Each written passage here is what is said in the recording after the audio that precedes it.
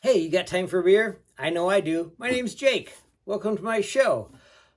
It's not Thursday, but it is Labor Day, and I have the day off, so that's kind of sweet. Don't forget, you can find me on tubajake_69 at Untapped, YouTube, Twitter, and Instagram. Tell me your stories. I like telling stories. I like telling other people's stories. Tell me yours, and I'll tell them to everybody else. Maybe I'll attribute them to you. Maybe I won't. We'll see. Some of these stories are ones that are easier to tell if they sound like they're mine.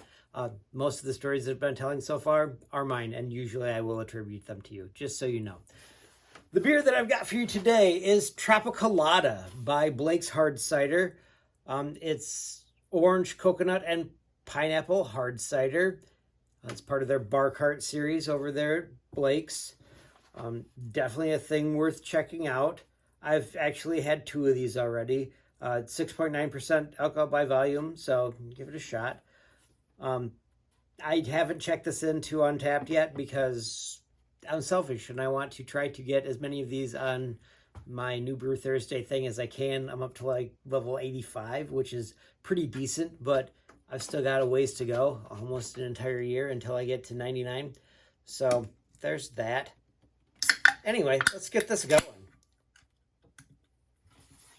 So what's it supposed to be like? It's supposed to be like a pina colada would be my guess, with a little bit more tropical with the orange, or orange as one of my friends used to say, especially when he would get a little bit, when he'd have a few too many of the pina coladas. Usually it wasn't that. Usually it was something more along the lines of a Summer Hummer or a Starry Night was another one of those ones, or a Liquid Cocaine was another one of those ones that he really liked. Not beers, any of those actually, or ciders for that matter. But this one is supposed to be like a pina colada, but cider.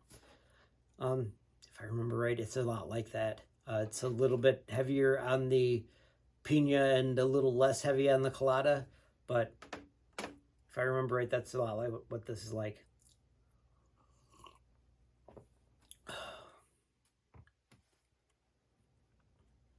See, that's not what it's like. There is definitely a coconut flavor to this right now. It could just be that it's been sitting in my fridge for like a month. It could be that it tasted like that before and I just had too many. It could be that I had too many today and I hadn't had that many before. I don't know for sure which one it is, but it's probably one of those things. But this definitely has a coconut flavor to it, which is nice. It's definitely got an apple flavor to it, which blends well with the pineapple. It makes it taste pina colada-y, if that is a thing.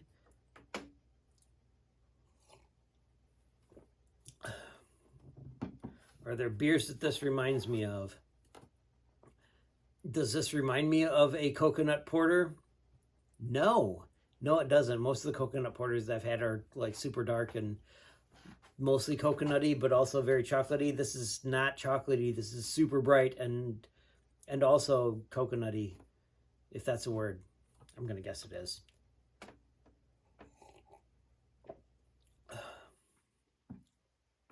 It's really good. I mean, the coconut porters that I've had that might almost remind me of this. Cranker's coconut porter was very coconutty, if I remember correctly. Trying to remember another cider that I've had that's had coconut in it, and this is the only one that I can recall. Coconut tastes good. It's a great idea. I just like Almond Joys, not my thing. Mounds bars, no, absolutely not that. It's not going to be the one that I take first because while the coconut nougat sounds good, it's stringy and a little bit gross. I like the dark chocolate, but I'd prefer a York peppermint patty if you're going to go dark chocolate and a weird flavor in the middle. Not that I especially, well, I care for mint a lot more than I do for, let's say, cinnamon, but that doesn't matter because it's not at all related to this. Ooh.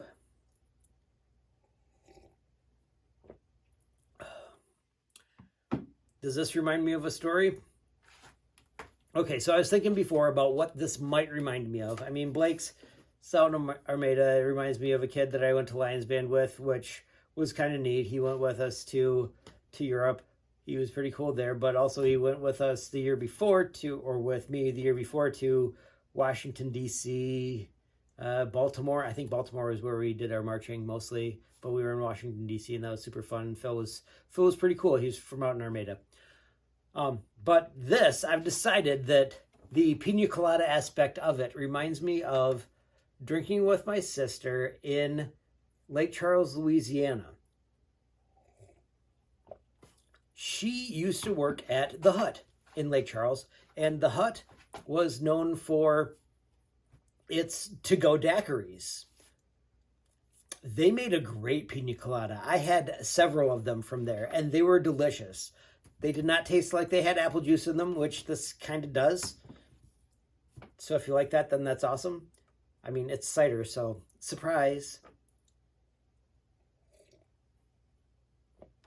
But my most memorable night at the Hut was when Mary took myself and my younger brother out drinking, and her friend Angelina from her master's program showed up, and we spent most of the night not just talking about the Red Wings, who were playing in the playoffs at that point in time, but also talking about iambic pentameter. Have you ever had a drunken conversation about iambic pentameter? It's a blast. Please do that.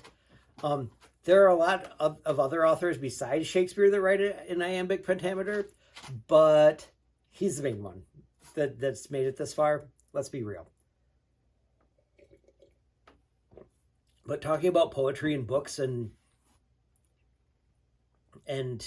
literature when you're drunk, it's great, especially when you can do that at a bar. Because usually when you're at a bar and it's in a college town, you can't hear what the other people are saying. I mean, there was definitely music going on, but the music was low enough that you could tell there were people having intelligent conversations, obviously, because the three of us were there and doing that. I don't know how much my brother said, but he got to watch Shakespeare when we went to Stratford in Ontario. Man, lots of burps. Sorry about that. They taste delicious, though. Like apple juice and pineapple and coconut. Delicious. But it was an amazing conversation. And then we got to drive my Mustang home. Actually, no, that's not true. I think from there, we went from there, after sharing a couple of buckets of beer, we went to get breakfast because it was super early in the morning.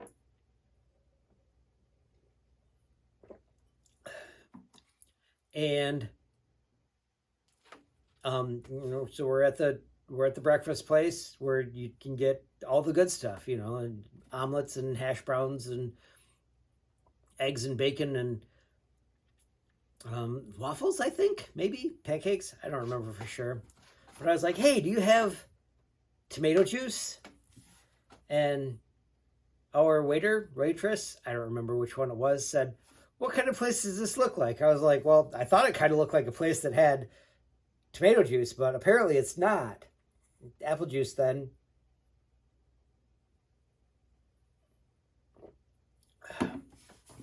Because tomato juice with early morning breakfast, like super early morning breakfast after you've been drinking, is amazing. So definitely do that if you can.